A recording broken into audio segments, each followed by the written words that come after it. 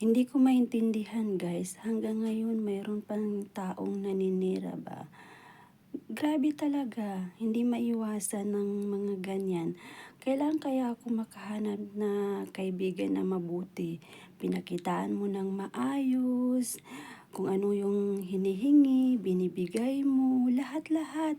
Pero wala pa rin, hindi pa rin siya makontento. Ano pala ang dapat gawin para makontento lang yung isang tao? Kaibigan, kamag-anak, grabe, hindi ko na maintindihan. Ano pang dapat ibigay?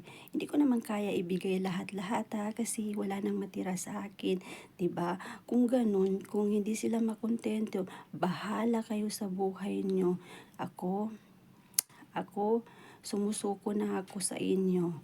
Kaya magbago na ako kasi hindi ko na carry yung ginagawa niyo sa akin, okay? Kaya bye na lang sa inyo.